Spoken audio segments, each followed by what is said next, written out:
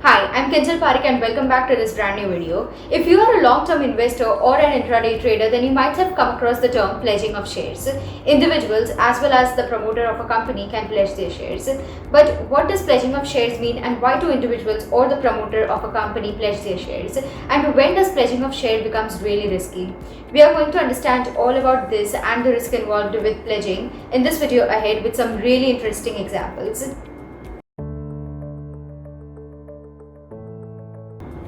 Let's begin with the help of an example. Say that you are in need of funds and so you go to a bank and ask for a bank loan. The bankers will ask you for some kind of assurance or a guarantee that you will be able to repay the borrowed amount, that is the bank loaned amount, back in future. They won't just loan you the money that you need to raise capital. They will ask for some of your assets as surety. Similarly, the shares that one holds are considered to be a type of assets. Pledging of shares simply means obtaining or getting a loan against the shares that one holds. Individuals as well as promoters of a company can pledge their shares. They act as a collateral against loans. Individuals usually pledge their shares for two main reasons. First, they want to obtain a bank loan, or second, they want to fund their trading activities. Pledging of shares allows retail investors like you and me to trade in higher volumes, whereas promoters of a company pledge shares to meet various operational or working capital requirements. Usually, pledging of shares by promoters is considered to be the last resort for the company to raise capital. If a significant portion of shares held by promoters are pledged, it can adversely affect the share price. In fact, raising capital by issuing debt or fresh equity is considered to be a safer option than pledging the shares held by promoters.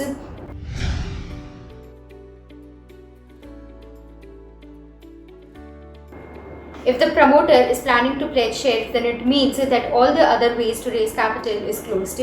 Companies consider this option only when they are in need of immediate capital. If the shares of the company are not performing well in the market due to any uncertainties or poor past performance, then pledging of shares is the best possible option available for the promoters.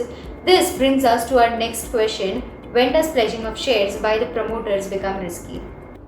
We will understand this with the help of a very simple example. Say that you pledge gold to borrow the loan from your bank.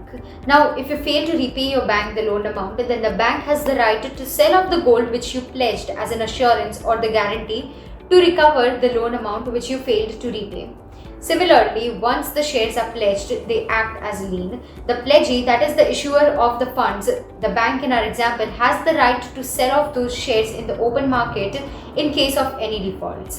Here there are two scenarios when pledging gets really risky. First, the fundamentals of the company. As Warren Buffett says, you don't have to worry about the outside noise if the company's fundamentals are strong. So if the promoters of the company are pledging their shares, but alongside the cash flow is strong and steady of the company, then it really is not a red sign. But if the pledging of shares are high and there is a past poor performance, then it means that the company is in a financial crunch. And the second scenario is the bull versus bear market. If the promoters are pledging their shares in the bull market, then it is not a red sign. But if the promoters are pledging their shares heavily during a bear market, it is a big, huge red sign. This is because for pledging, the promoters use their stake as a collateral. In the market, the prices of shares are subject to fluctuations. They fluctuate continuously, and as a result, the value of shares which are pledged as a collateral also fluctuates. For example, if the loan amount is 35 crores, then the promoters of the company are required to pledge shares worth 35 crores or more with the bank to raise capital. Now, in a bear market, the value of share plunges from 35 crores to 26 crores. In such a scenario, in such a case, the promoters of the company are required to pledge additional shares to meet the original amount value, that is 35 crores. If the promoters of the company fail to pledge additional shares or fail to repay the entire loan amount as a whole, the bankers has the right to sell off those shares which are pledged by the promoters in the open market. This again leads to two different scenarios. First, decrease in the shareholdings of the promoters, and second, additional shares being infused in the open market. These events results in the decrease in their stock price and also changes the shareholding pattern. Thus, companies with high pledging experience a very sharp fluctuations in their share price. It also affects their voting rights and managerial positions. This is because they now hold fewer shares to make such important and crucial decisions. When the news of such open market sale surfaces, the prices of shares fall down further because the investors start selling off their shares in fear. It suggests that the company is no longer in a good financial position as they failed to repay the loaned amount back. This brings us to a real-life example of how is pledging so risky. There have been many fraudulent cases in the past linked to promoters pledging their shares. One such case is the Satyam scam. In 2009, the promoters of Satyam Computer pledged their entire stake as surety for loans, but on the due date, they failed to repay the loaned amount back. Gradually, the entire Satyam scam was being unfolded in the public eyes and the stake was being sold in the open market.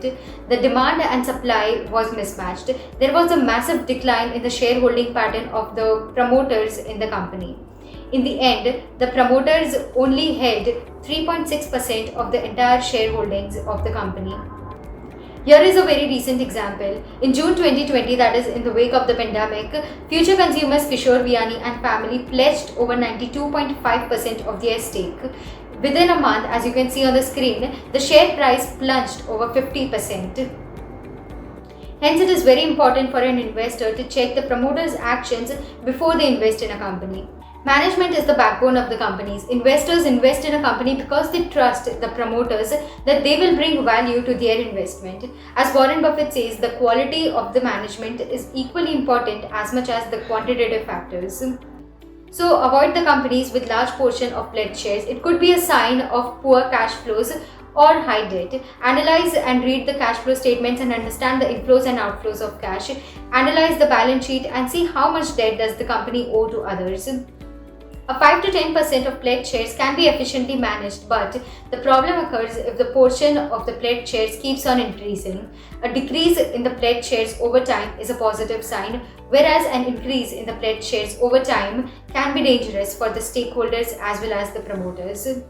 I hope that in this video you were able to understand everything about pledging of shares. If you have any doubts or queries, then comment them below and we will get back to you. Make sure that you leave a like and also subscribe and press on the bell notification so that you do not miss out on any of our future videos. Thank you so much for watching this video.